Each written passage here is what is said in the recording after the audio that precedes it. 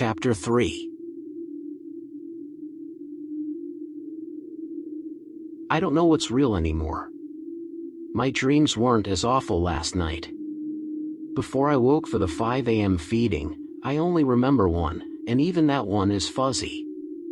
I was a kid again and playing with Mr. Smiles, but this time his age was right. He had shorter, jet black hair still swept back into a sort of spiky puff. He still wore his odd outfit, but the lab coat was bright white, almost new. I don't remember much of the dream, but I remember the end. Mr. Smiles sat down next to me and sighed. He pulled his goggles up to his forehead and tucked the plastic smile into his lab coat pocket. He looked at me with his one good eye, googly eyes still jiggling on his forehead, and his mouth strained into the closest thing to a smile I think I had ever seen on his face, even though the corners of his mouth were the only part of his face smiling. "You know I love you kids. I did everything I could for you. I'll keep doing that as long as I can." The high-pitched Mickey Mouse voice was gone now, his normal, raspy voice taking its place. It was a voice I was used to hearing him use with my dad, but never me. Even as an adult it was always a funny voice, but not always Mickey. I think I saw a tear quivering in the corner of his good eye, and he leaned over to ruffle my hair and kiss my forehead. I woke up to my alarm actually feeling at peace. Mr. Smiles was terrifying in his own way, but he was always fun and he always looked out for us. I was a wreck when my parents told me he passed, but even more so that I couldn't get to his funeral due to the pandemic. I can only imagine how my dad felt. Smiles was a bit older, but my dad had known him since before any of us were born. They were best friends in a way. My warm fuzzy feeling didn't last. I got up to feed the dogs, and while Ollie was asleep on the foot of my bed, Pork was nowhere to be seen. My bedroom door was ajar. So was the closet. I prepared myself to be thrown back into the cycle of false awakenings and nightmares that had spun me around yesterday. I opened the closet. It was a normal closet, no secret doors, no ghost clowns, no mirrors. I walked into the hall outside my bedroom and thought for a second my brother must have gotten back in the middle of the night. The door to his childhood room was across the hall from mine and it was slightly open too. Then I looked around and turned back into my room. Every door in the hallway was slightly ajar. I had closed every door in the house the day before. This was like someone was toying with me. "Nobody plays with Mr. Smiles anymore," rang through my head. I wasn't about to go around the house unarmed, so I grabbed my tool belt and changed back into my dad's outfit from yesterday. It was a bit musty and I reminded myself to go collect a few outfits from his room later today. I decided that for now, I would just close the doors as I passed them and would research the house when it was light out. The priority was finding Pork and getting her food and insulin. I went back out of my room and called Pork's name. No response. I closed my brother's door. Grabbing the handle was oddly difficult. I realized my wrist was still puffy. I turned left and walked past the stairway to close the door to my parents' room. I went back down the stairs, leaving the other half of the upstairs rooms open. I would get them on my way back up. I got to the kitchen and closed the pantry. I was glad at first to see the exterior doors and windows shut. The alarm was still armed. Then I realized that meant whoever decided to open the doors was still in the house. I felt like the baby bear coming home to discover someone ate my porridge and vandalized my furniture. 2 paths led out of the kitchen. Well, but I wasn't going outside and I had just come down the stairs. I went through the arch to the dining room on the left. Fortunately, there were very few interior doors downstairs. The house was an open concept, but it opted for rustic, wood-framed arches with little carvings. I chose the left side because it was the fastest way to the living room. The dogs had big beds in one half of the living room, and if Pork wasn't in with me, she would probably be in her bed there. I called out her name again and saw one of the cats dart across the arch in front of me. I walked into the living room and there were plenty of dozing dogs, but none of them Pork. Then I heard some muffled barking. "Pork?" I called. "Bork," came her response. I traced the sound to a closed door on the back wall of the room. I guess not all the doors were open. It was my dad's office. I pulled out my hammer and opened the door. Pork borked at me again, alone in the room. "Come on, girl," I said. She stood on the other side of my salt line and whimpered at me. I noticed the line was intact, but it looked like it had been broken and hastily pushed back together again. The room was oddly 5 degrees warmer than the rest of the house. "Pork. Time to eat, let's go." I patted my thigh and turned slightly to go. She whimpered at me. I tucked my hammer back into the belt and walked into the room to carry her out. My back already hurt at the thought. She was a bulldog mix and must have been 80 pounds. She recoiled from me as I bent over and growled. I almost tripped, and then as I shifted my right foot to keep my balance, I felt a sting of pain. I overcorrected and threw myself back, falling on my ass with a thud in the doorway. Pork borked again cheerfully and trotted out of the room past me. I examined my foot and found a shard of glass the size of my pinky caught in the soft flesh of my foot's arch. I plucked it out and looked for something to staunch the bleeding. There was a small towel on the corner of my dad's desk that looked like he used it to erase his whiteboard, due to the black smudges littering it. Not super hygienic, but better than leaving bloody footprints everywhere. I grabbed it and sat in his chair to tie it around my foot. While I was sitting there, I glanced at his desktop and noticed a handheld mirror. Weird. I picked up the mirror and examined myself in it, half expecting to see myself without a face again.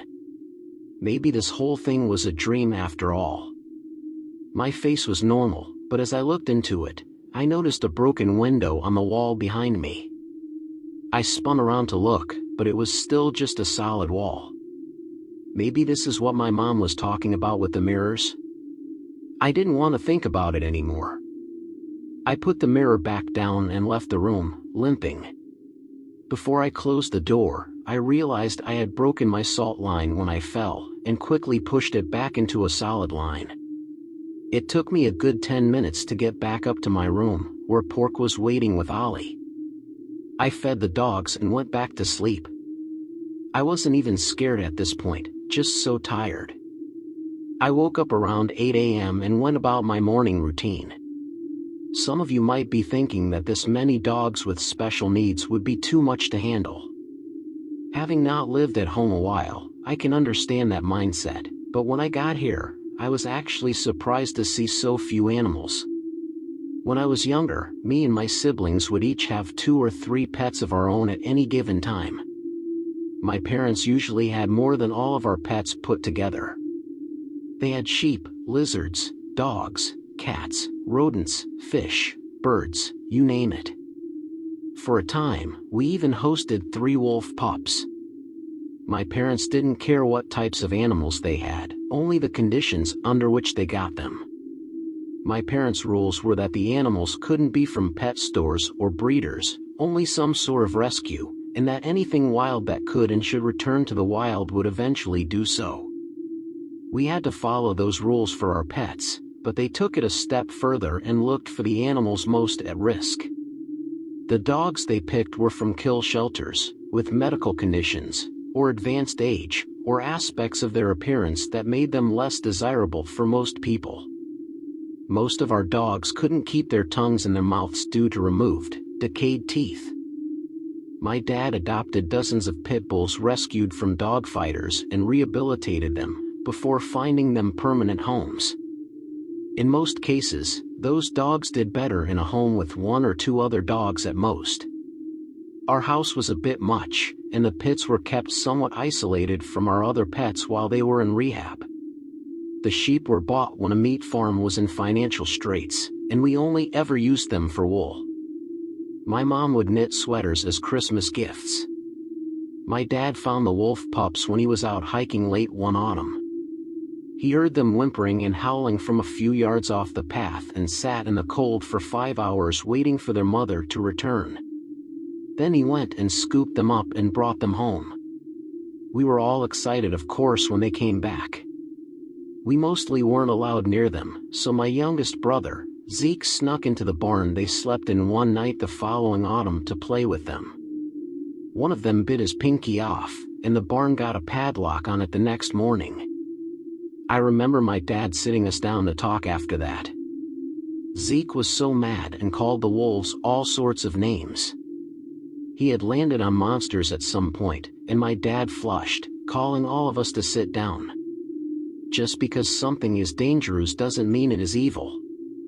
Just because you don't think the same way as it, doesn't make it a monster. He started that mentality is why your mother and I do what we do. So many people see a pit bull and see a scary monster. So many people would kill. He tapered off and took a breath. Continuing more calmly, so many people get scared and would rather do a creature harm than try to understand it, to help it. The truth is, those creatures are often just as afraid of us. He stopped and turned to Zeke. So no, Zeke, I won't go kill those wolves to make you happy, same as I wouldn't kill you to make someone else happy. They're almost strong enough, and we'll release them come spring. My dad kept good on his word and brought them back to the same area he had found them, hoping they would find their pack. As I was going about my morning routine, I thought about all those animals, and wondered why my parents had so few now comparatively. My thoughts ran back to my initial call with my dad, and I began to wonder again if they were sick or something. After I finished, I tried calling Sarah and Zeke.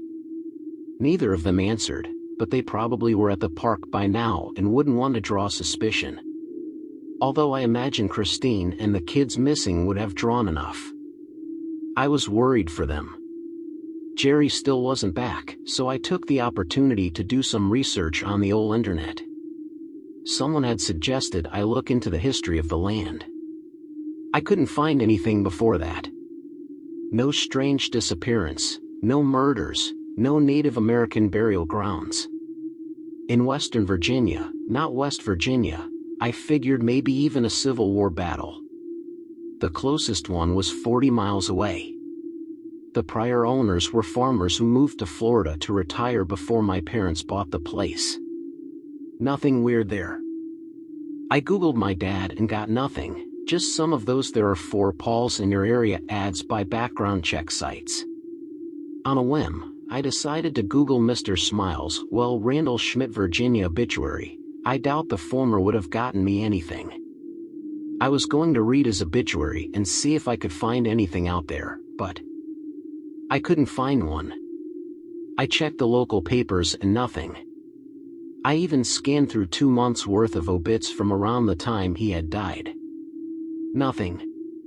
I don't know what made me do it, but I searched for Randall Schmidt missing. Police abandoned search for local man after finding car in Roanoke. Mr. Randall Schmidt was reported missing last month by longtime friend and local celebrity, Paul Wilkins. Wilkins says he last saw Schmidt 2 weeks before his reported disappearance. He grew concerned when the 73-year-old man stopped answering his calls and didn't show up for a weekly visit.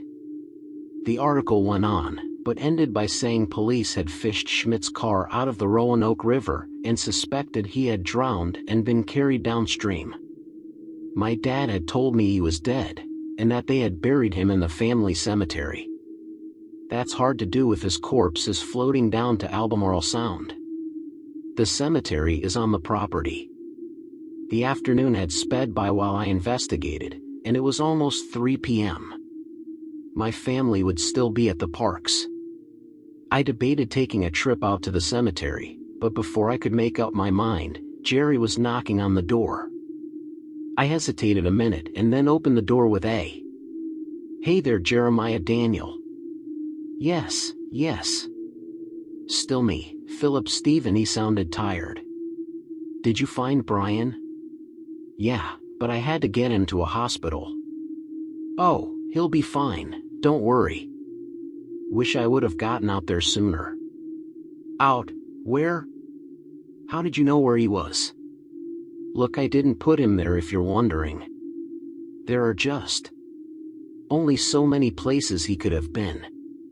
I'll explain, but I need a nap. He sniffed the air, and we could both use a shower. He chuckled.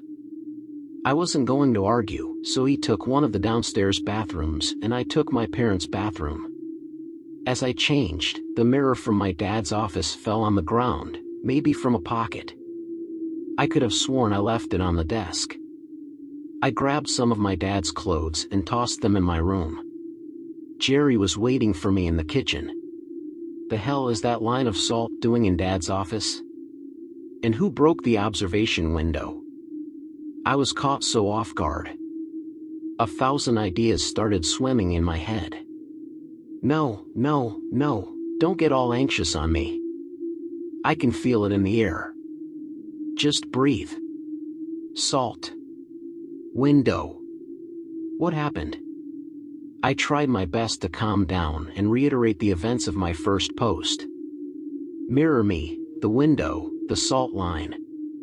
I even threw in the glass shard, pork, and the mirror from Dad's desk. I was a bit wary of Jerry, but I figured if he was the thing tormenting me, I wouldn't be giving him any extra information. You saw, yourself? Weird. I figured Ruthie was in Florida. Who? Dad should really be the one to talk to you about all this. I don't think I am the right person. I was getting mad now. Jerry, you know my least favorite part of the scary story? The part where someone withholds crucial knowledge for some no reason and it gets everyone killed. Talk. He looked just as mad. I said it's not my job. If you wanted to know, you should have come home sometime in the past 12 freaking years, you entitled jerk. When he stopped talking, he almost looked confused instead of mad. That threw me off guard. Phil, I think we need to settle down. Look, I can explain some stuff, but Dad will do it better. I think. Maybe I can stay in a guest house and you can read some of the papers from the off-limits shelf. I ought to be far enough away then to be outside the area of effect. It was a word salad to me and I was still frustrated, but I heard that he was going to talk to me, and he reminded me about that off-limits bookshelf. I could start getting some answers at least. Okay, tell me what you know. I know I need to get down to the basement and see if everything is okay. I need you to. He glanced at my tool belt. Why are you carrying around a hammer and a carving fork? Iron and silver. You know, like the stories say. I laughed, but he tensed. Phil, can you put the hammer on the counter while we talk? That made me want to do exactly anything but put the hammer on the counter. Why? I think some of what we're going to talk about might bother you, and I don't want you to be rash. Okay, so maybe this wasn't Jerry, but he was definitely afraid of the hammer. I didn't want to give up my advantage. I'm not going to assault you with a hammer, Jerry. As long as you're really Jerry, I thought. Look, I know this is putting you on edge, but I have to insist you put down the hammer. That's the deal. Hammer or answers, what do you want? Damn. The answers were more important right then. I set the hammer down and backed away. I could maybe get to it in a scuffle. I need you to break the salt line. I can't do it. Hammer, please? I glanced at it and he interrupted. It's not what you think. I could cross it, but you wouldn't like what would happen after that. Was he threatening me? Why the vague comments? Stop. I can feel you getting ready to go for the hammer over there. Look, your wrist. Let me fix it. Show of good faith. I looked at my wrist where he had grabbed me the other day. Green pus drooled from a swollen blob. Another day or two and you're going to have to amputate. I felt like I was in control a few minutes earlier. Now I had no hammer and an arm on the chopping block. I held it out. He touched a finger to the blob, and I felt a cooling sensation. There. It'll take a bit to get back to normal, but you won't die. Why did you do that to me? I snapped. I didn't mean to. It was taking all my focus just to keep myself stuck in that chair. I wasn't in control, not fully. If I have to cross that salt line or you smash me with that thing, he nodded at the hammer, I won't be in control at all. What are you? I'm your brother. I stared at him. I know you think I'm a monster or something, but I've always been this way. At least as long as you've been alive. Cut the crap, Jerry. I'm a human ghost possessing something more dangerous. Possessing an absolute Looney Tune is more like it. Look, I know it's crazy, but it's just because you don't remember. Mom and Dad wanted you to have a normal life. And so they did what? Erased my memories? Come on, Jerry, this is crazy. No, your memories are there, you just can't access them, just like you can't see the broken window without looking in a mirror. It's there, Phil, you just can't see it. I wanted to reject what he was saying, but it made sense. I stepped on a shard of glass, that wasn't in my head. Say I believe you. What next? I need to go check the basement, so I need you to break the salt line. The door to the basement is in Dad's office, but I guess you can't see that either. The steel door. What is in the basement? Wolf cubs, he said. I think I need to come with you. You don't have to, Phil, this is all new to you. I have to, but who is Ruth? One of the wolf cubs? Yes and no. She's our older sister. We don't have a. I couldn't finish the sentence. His eyes were looking at me with such deep pain, and for a minute, I felt it too. She made me like this, he said. We made a plan to take a nap and then head down to the basement. I fed the dogs and locked up the house. Before we went to sleep, I caught my brother in the hall. I feel bad I didn't ask this earlier, but what happened to Brian? Mild concussion and dehydration, he may have an ankle sprain. He'll be fine, but it could have been much worse. How did you know where he was? He was in a holding cell in the center of the property. I was supposed to add him to the security system's access list, but I was indisposed. He must have gotten trapped there when Mom and Dad armed the system. The alarm system? That doesn't make sense. You think Dad only has an alarm system with all these wolf cubs running around? He smirked. We parted and took our naps. So as I write this, I'm about to go down to the basement with my either crazy or supernatural brother, or both, and maybe meet my long-lost sister. I didn't sign up for this, but I think I have to do this if I am going to remember. Wish me luck, Reddit. Hopefully I'll update tomorrow.